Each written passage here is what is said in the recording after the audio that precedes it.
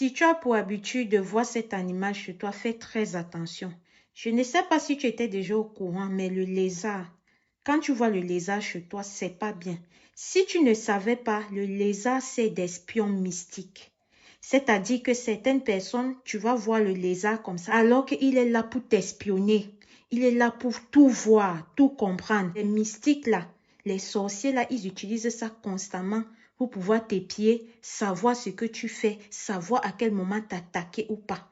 Donc, faites très attention. Si vous voyez les lézards toujours chez vous, faites très attention. N'allez pas dire que vous ne connaissez pas. Lézards là, si tu vois ça sur toi, si tu peux, non, je ne sais pas si tu comprends.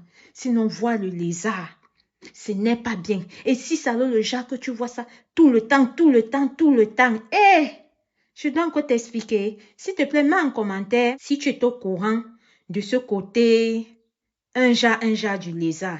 Si tu es au courant de ce que je viens de te dire par rapport au lézard.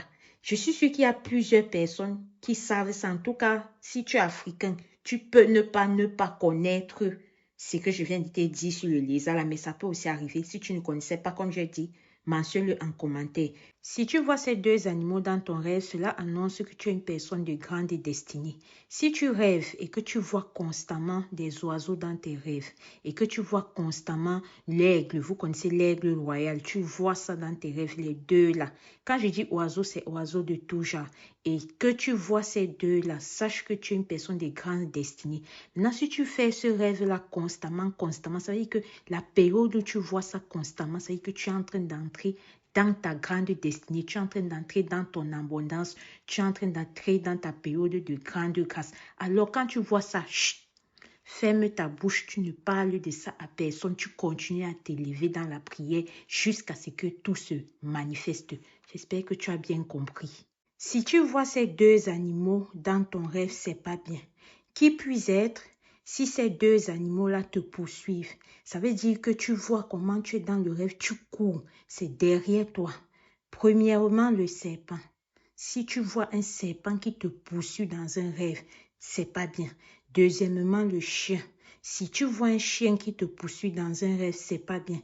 Généralement, ces rêves-là traduisent le fait que tu es sur emprise mystique, tu es sur envoûtement, tu es sur blocage. Alors, quand tu vois ça à ton réveil, si tu peux, essaye de contacter soit ton maître spirituel, soit la personne qui te suit spirituellement, car cela ne tienne. Si ce que tu rêves de ça, sache que ce n'est pas un bon présage, s'il te plaît. Ce n'est pas par hasard que tu es tombé sur cette vidéo, ça veut dire que c'est un message qui t'était destiné. Tu sais ce qui te reste à faire. Ce somme t'ouvre toutes les portes spirituelles.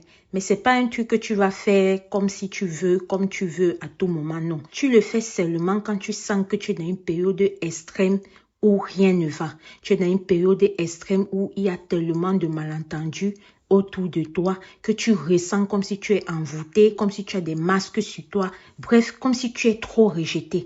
Alors le matin, tu t'élèves. Avant de parler à quelqu'un, tu fais le somme 86. Le soir, après avoir parlé à tout le monde, dans le genre que avant de dormir, tu t'assois, tu fais ça et tu dors directement. Fais-le ainsi pendant 7 jours.